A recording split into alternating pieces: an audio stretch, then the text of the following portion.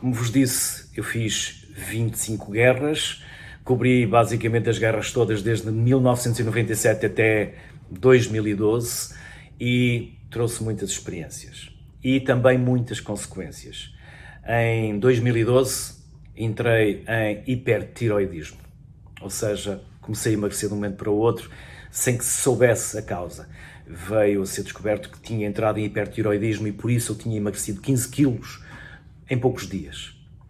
Veio também a suspeitar-se, mas não a comprovar-se, que esse hipertiroidismo poderia ter sido provocado pelo urânio empobrecido, do meu contacto com pedaços de bombas de perfuração na gruta de Bin Laden, em Kandahar, a gruta que os americanos bombardearam pensando que o Bin Laden ainda lá estaria, mas ele de lá já tinha fugido.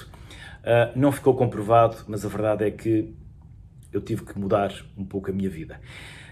Elas, quando não matam, vão moendo, vão deixando consequências. Mazelas físicas, como algumas marcas que ainda tenho, de outros acidentes, de outros incidentes que tive, noutras guerras por onde andei. Mas não são só essas as marcas que ficam. Também são aquelas marcas que ficam cá dentro. Aquelas que nos marcam para sempre. Aquelas que fazem de nós os seres humanos em que nos transformamos. Quando eu ia às escolas e vou muito às universidades, vou dar muitas palestras, me perguntavam, mas você é casado? Tem filhos? É maluco? Vai à guerra porquê? Sim, tem que haver uma dose de loucura. Mas também tem que haver muito romantismo.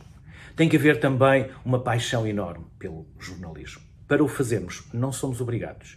Ao contrário de outros jornalistas estrangeiros, de outros grandes média, de outros grandes órgãos de comunicação social que são muito bem pagos, muito bem remunerados e muito bem reconhecidos e muito bem equipados, nós somos jornalistas que vamos à guerra, muitas das vezes, com o tripé às costas, uma câmara, e aí vamos nós, tentando chegar lá à frente. Mas estas experiências vão moldando o ser humano que nós somos. Eu acabei por formar uma ONG para apoiar crianças em África e de volta e meia junto jornalistas para apoiarmos instituições ou outras situações de crianças que estejam em risco. Tudo isto faz de nós seres humanos diferentes. E quando me perguntavam então porque é que você vai à guerra, é maluco? E eu dava aquelas respostas, vamos à guerra porque vamos dar voz aos mais fracos e contar o que se passa. Só mais tarde é que eu descobri verdadeiramente o que é que me fazia ir à guerra. E eram duas razões. A primeira, porque tinha ficado viciado em adrenalina. Eu só queria estar onde houvesse tiros, onde houvesse bombas, onde houvesse explosões, onde houvesse guerra. Eu tinha ficado viciado, foram 25 guerras.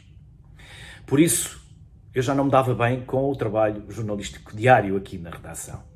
Segundo, e este igualmente importante, porque o facto de nós lá irmos, que não nos dá dinheiro, não nos dá glória, não nos dá fama, pelo menos a nós, portugueses, dá-nos uma dimensão diferente, porque permite-nos crescer enquanto seres humanos e permite-nos sermos testemunhas ativas dos acontecimentos mundiais.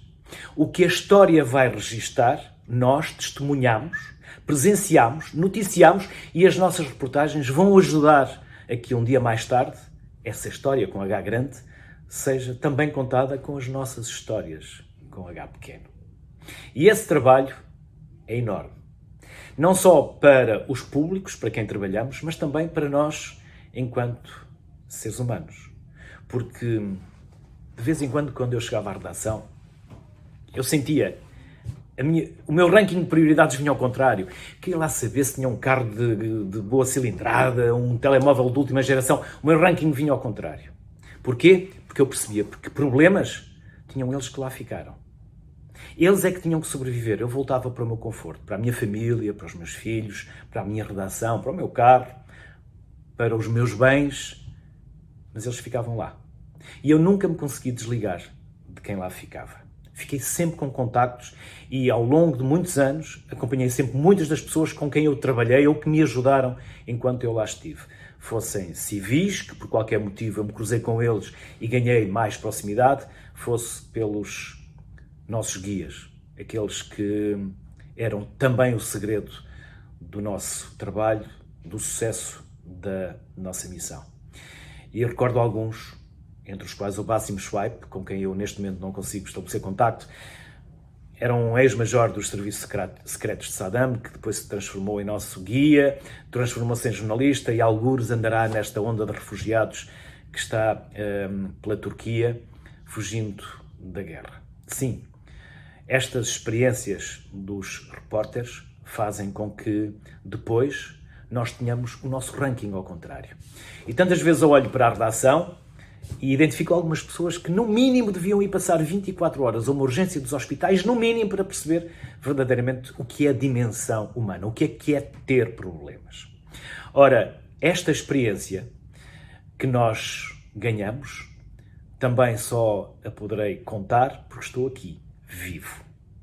E para nós irmos às guerras é importante que quem nos projeta para esses cenários saiba e tenha certeza se nós estamos minimamente preparados para ir para esses cenários de guerra.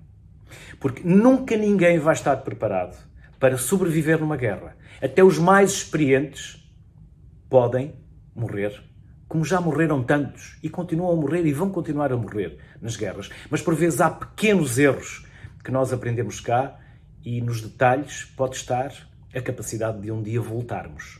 Ou então o facto de nós lá termos ficado.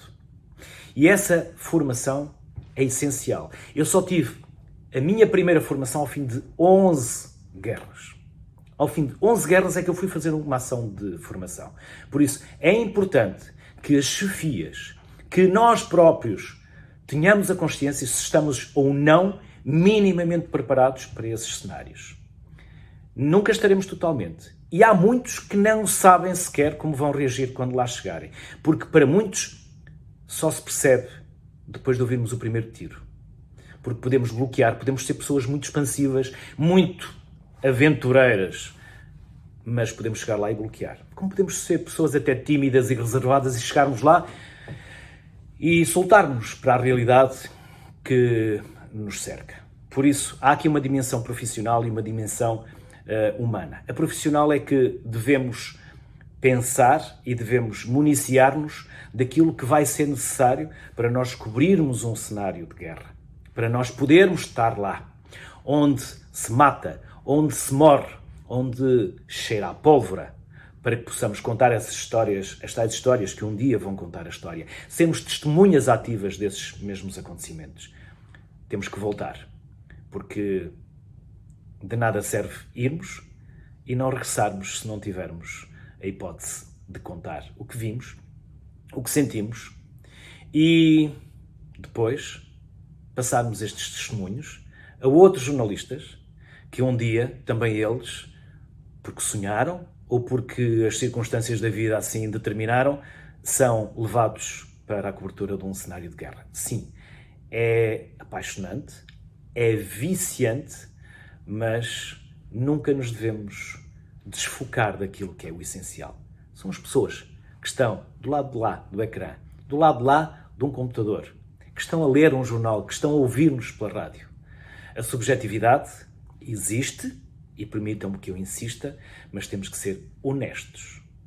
E honestos na forma como noticiamos, na forma como nos projetamos e na forma também, depois de quando voltamos, temos essa necessidade, essa obrigatoriedade de partilharmos conhecimentos, saberes, para que outros possam um dia, talvez, não cometer os erros que nós cometemos e terem aí mais algumas ferramentas para voltarem vivos para junto das suas famílias, para as suas redações.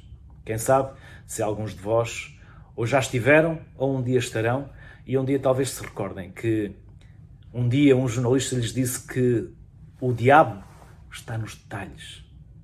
E é nos detalhes que nós podemos ter o segredo do sucesso da nossa operação. Os chineses têm um ditado que eu guardo e que volta e meia costumo citar. Pela falta de um prego ou de um cravo se perdeu a ferradura. Pela falta da ferradura se perdeu o cavalo. Pela falta do cavalo se perdeu a mensagem. E pela falta da mensagem se perdeu a guerra.